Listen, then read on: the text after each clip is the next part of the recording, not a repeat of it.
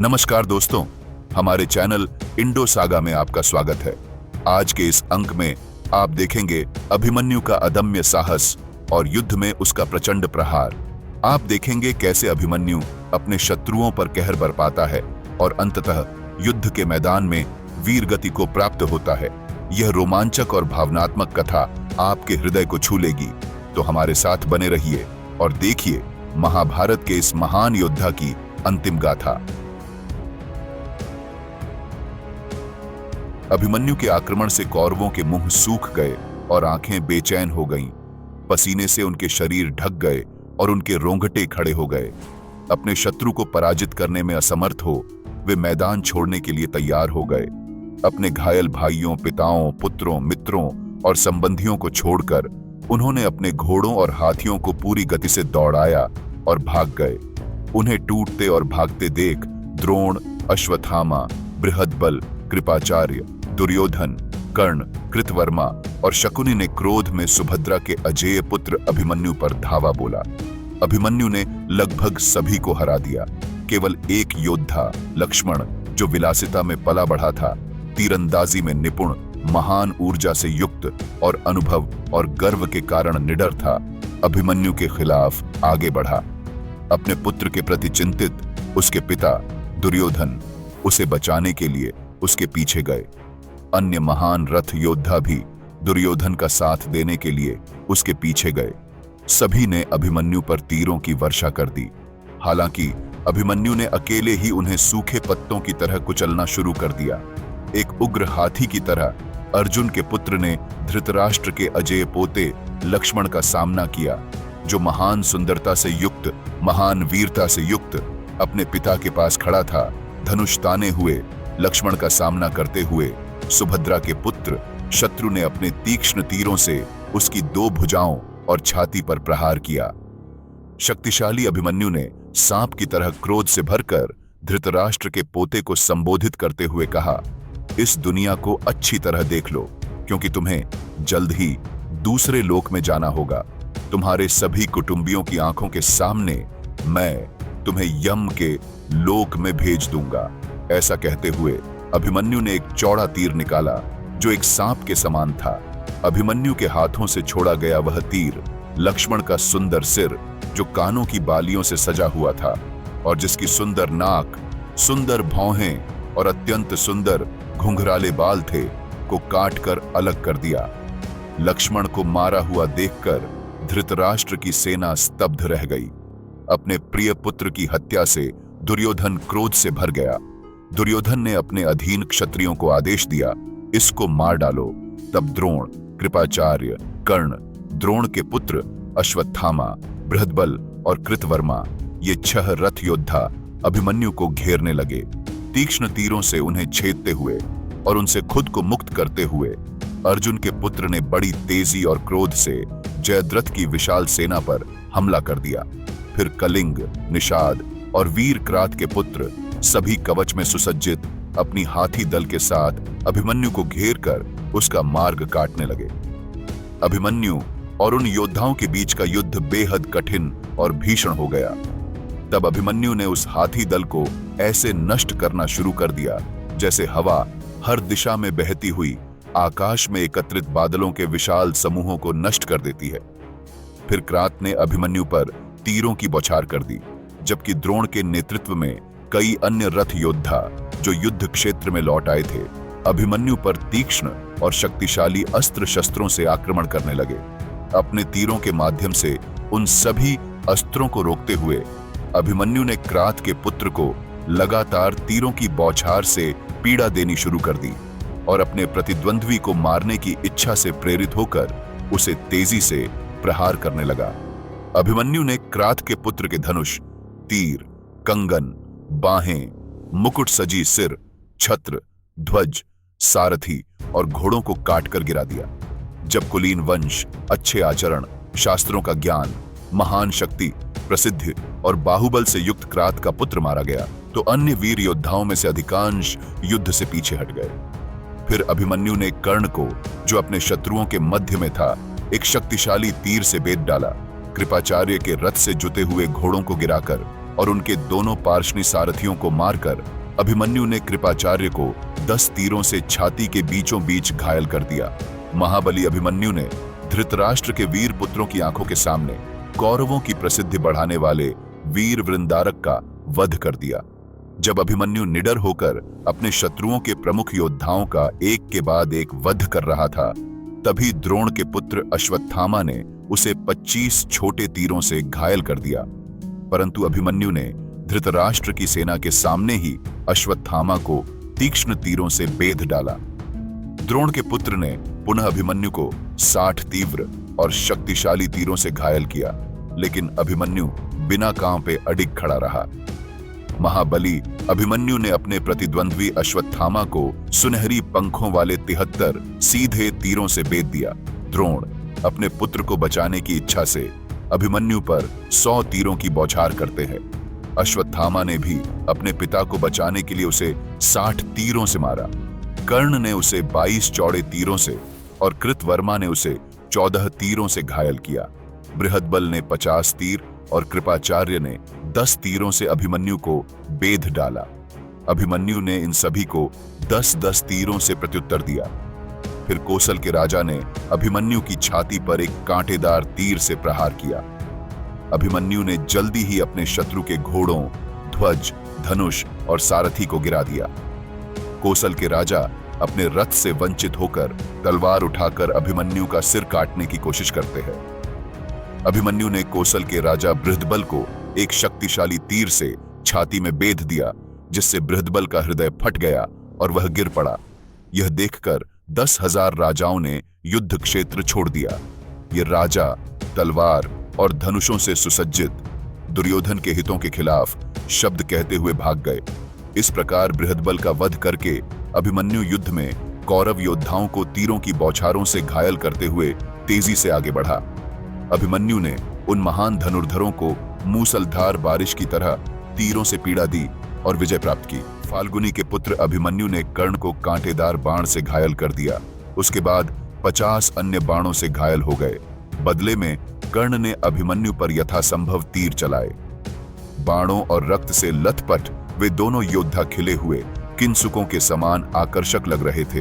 अभिमन्यु ने क्रोध में आकर कर्ण के 6 बहादुर सलाहकारों को उनके घोड़ों, सारथियों और रथों सहित मार डाला। उसने निर्भय होकर अपने पराक्रम का प्रदर्शन करते हुए अन्य बड़े बड़े धनुर्धरों को 10-10 बाणों से घायल कर दिया।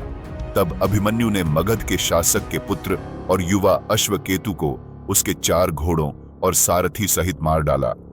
अंत में उसने मार्तिकावत के भोज राजकुमार को उस तरह वाले तीर से मार डाला और अपने बाणों को बिखेरते हुए जोर से चिल्लाया। दुशासन के पुत्र ने 4 बाणों से अभिमन्यु के 4 घोड़ों को, 1 से उसके सारथी को और स्वयं 10 बाणों से अभिमन्यु को घायल कर दिया। प्रत्युत्तर में अभिमन्यु ने उसे 10 तीव्र बाणों से घायल कर दिया और क्रोधपूर्वक कहा, तुम्हारे पिता कायरों की तरह युद्ध से भाग गए।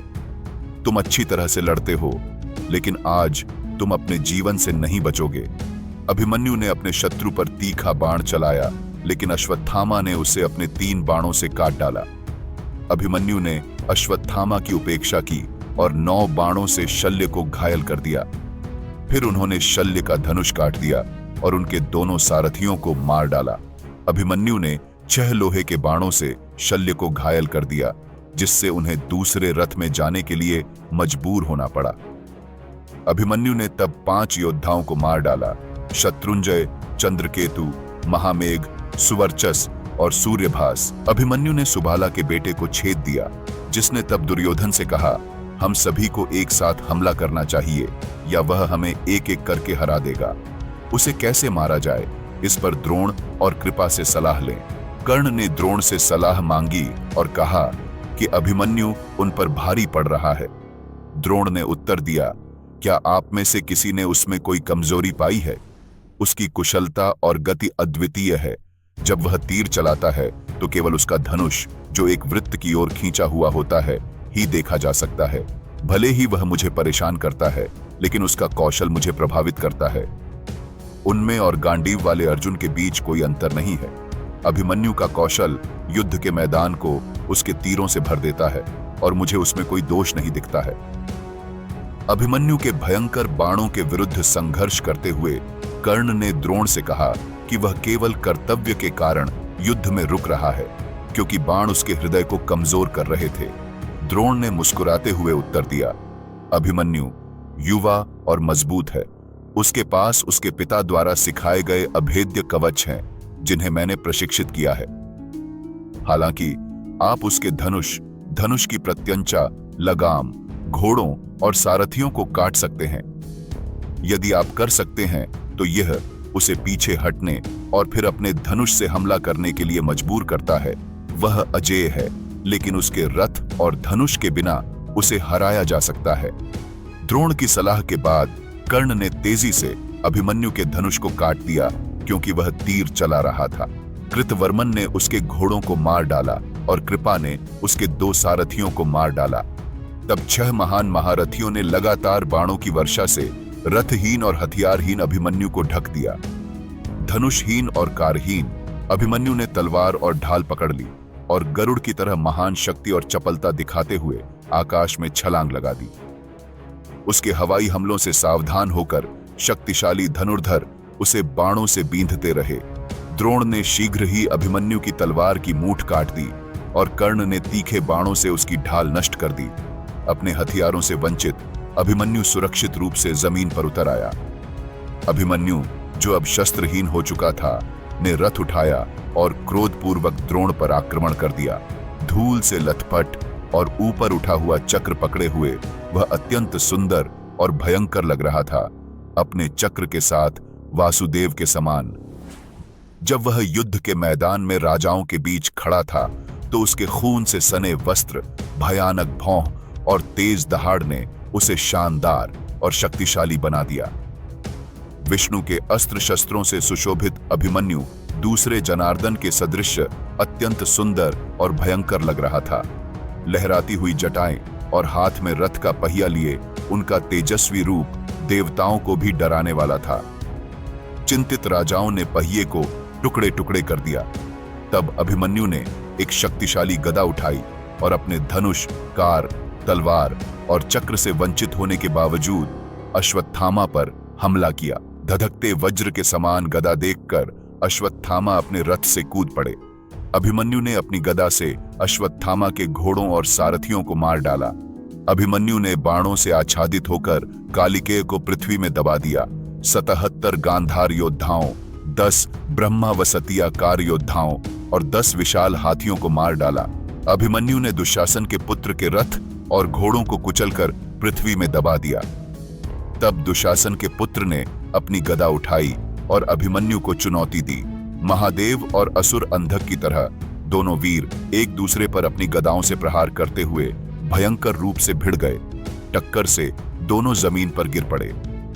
दुशासन का पुत्र सबसे पहले उठा और उसने अभिमन्यु के सिर पर प्रहार किया जब वह उठ रहा था, जिससे वह बेहोश होकर और थककर गिर पड़ा। इस प्रकार अभिमन्यु, जिसने अकेले ही पूरी सेना को धराशायी कर दिया था, कई लोगों द्वारा मारा गया। जैसे ही अभिमन्यु युद्ध के मैदान में मृत पड़ा था, वह एक गिरे हुए जंगली हाथी जैसा लग रहा था। वह बुझी हुई आग, शांत तूफान या जमीन को झुलसाने के बाद डूबते सूरज की तरह लग रहा था।